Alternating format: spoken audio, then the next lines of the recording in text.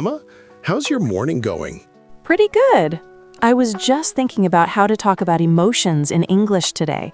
A lot of learners struggle with that. Oh yeah, emotions can be tricky. Even native speakers sometimes don't know how to explain how they feel. True, but it's so important. Emotions help people connect, you know? By the way, for anyone new here, I'm John from sunny California. I love simple English conversations and good coffee. And I'm Emma from Chicago. I love helping people express themselves in English, and yes, I love coffee too. See? Emotions already. Love, joy, excitement. Exactly. We use emotions every day, but many students only know a few words like happy or sad. Yeah, but English has so many simple ways to describe how you feel. So John, why do you think it's important to talk about feelings in English? Because when people understand your emotions, conversations feel real. And also it helps you build stronger relationships. Yes, if you only say, I'm fine every time, people can't really know you. Right. And honestly, saying how you feel helps you understand yourself too. Okay, let's start with the basics. These are feelings everyone knows. Happy, sad, angry, tired, excited, scared. And you can use them in simple sentences like, I feel happy today. I'm tired after work. I'm excited for the weekend. So simple, but very natural. Yeah. I think the problem is people feel shy about sharing emotions. True, but English doesn't have to be perfect. Emotions are universal.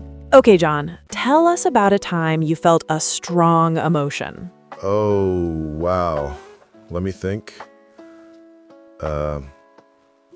Last Friday, I was really stressed. Oh no, what happened? I had a lot of work. Too many emails, too many meetings.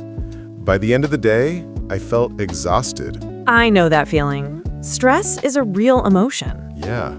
But then my friend called me and invited me to dinner. And suddenly, I felt happy and relaxed again. See? Emotions change fast. And you explained it in simple English. Exactly. I felt stressed. Then I felt happy. So easy. What about you? When did you feel something strong? Last weekend, I went to see my little niece. She's only 3 years old. Aw, that's cute. Yeah, and when she ran to me and said, "Emma!" I felt so warm inside. Like pure joy. That's beautiful. But later, I felt a little sad too because I had to leave. So you felt joy and then a little sadness. That's real life.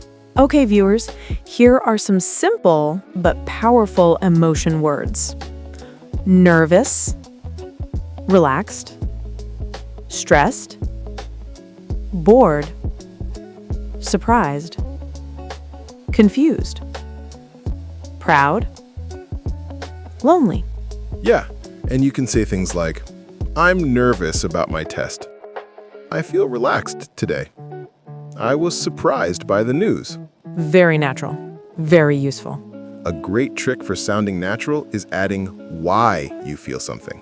Yes, for example, I'm tired because I slept late. I'm happy because I met my friend. I'm confused because the instructions are hard. Just add because. One simple word. Totally makes your English feel more real. Let's practice together. Good idea. Everyone, repeat after us. I feel happy today. I'm nervous about something. I'm relaxed right now. I'm sad because I missed someone. Good job. Saying it out loud really helps. Another thing, sometimes we feel more than one emotion at the same time. Yes, that's normal.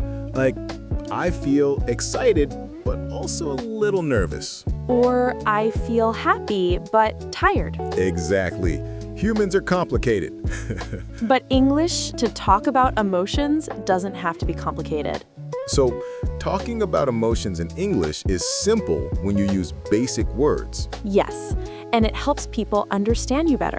Remember, emotion, reason, detail. Exactly. That formula makes everything clear and natural. And don't be afraid to share your feelings. It makes conversations real. All right, John, this was a great talk. Yeah, I really enjoyed it. And everyone watching, tell us in the comments